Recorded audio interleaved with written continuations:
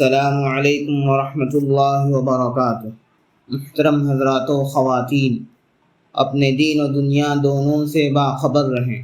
آج بروز ہفتہ قمری اور ہجری کیلنڈر 1443 کے مطابق ربیع الاول کی تاریخ 9 ہے اور شمسی کیلنڈر 2021 کے مطابق اکتوبر کی تاریخ 16 ہے۔ الصلاة كانت على المؤمنين كتابا موقوتا۔ بے شک نماز کا مومنوں پر اوقات مقررہ میں ادا کرنا فرض ہے۔ تو چلیے ہم نمازوں کا اہتمام شروع کریں اور اگلی 5 نمازوں کے اوقات نوٹ کریں۔ شہر کڑپا میں آج فجر کا ابتدائی وقت 4:53 ہے، 4:50 ہے، اور آخری وقت 6:03 ہے، 6:03 ہے۔ اس کے 1 منٹ بعد طلوع آفتاب ہے۔ ظہر کا ابتدائی وقت 12:01 ہے، 12:01 ہے۔ عصر کا ابتدائی وقت 4:17 ہے، 4:17 ہے۔ مغرب کا ابتدائی وقت 6 ہے۔ عشاء کا ابتدائی وقت 7:11 ہے، 7:11 ہے۔ عشاء کا آخری وقت 4:48 ہے، 4:40 ہے، اور سحری کا آخری وقت بھی یہی ہے۔ آج کی نصیحت کے طور پر نماز کے سنتوں میں سے ایک سنت نوٹ فرما لیں۔ سجدے میں کم از کم 3 مرتبہ سبحان ربی الاعلی، سبحان ربی الاعلی پڑھنا سنت ہے۔ آخر میں نوٹ فرما لیں کہ 5 وقتہ نمازوں کے یہ اوقات 3 دن، ہفتہ، اتوار اور پیر کے لیے ہیں۔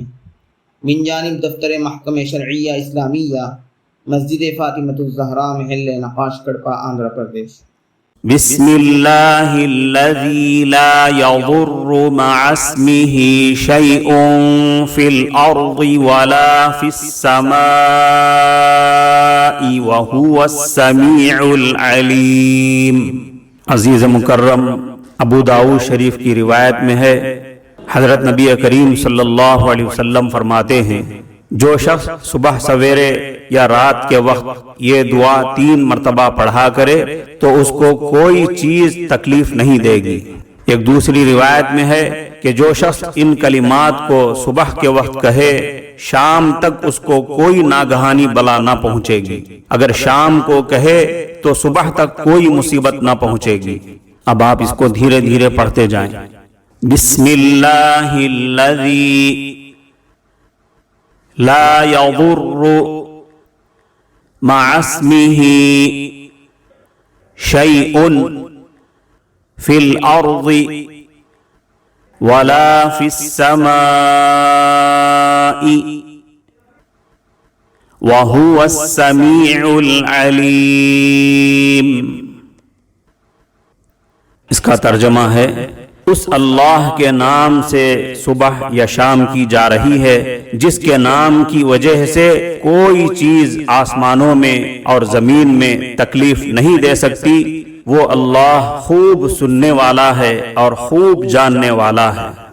ایک روایت میں صبح شام کی ایک دوسری دعا بھی آئی ہے، اس کو بھی اس دعا کے ساتھ شامل کر لیں۔ اعوذ بکلمات اللہ التامات من شر ما خلق۔ اب آپ اس کو دھیرے دھیرے پڑھتے جائیں۔ اعوذ بکلمات اللہ التامات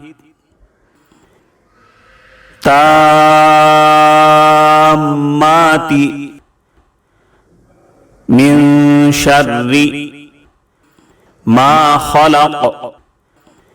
اس کا ترجمہ ہے، میں اللہ کے پورے کلمات کے ساتھ پناہ چاہتا ہوں ہر اس چیز کی برائی اور شر سے جو اس نے پیدا کیا۔ عزیز مکرم، صبح شام یہ دعا پڑھتے رہیں اور اپنے بچوں کو بھی پڑھاتے رہیں۔ تاکہ آپ اور آپ کے تمام افراد خانہ ہر قسم کی تکلیف اور ہر قسم کے حادثے اور بلا سے بچتے رہیں۔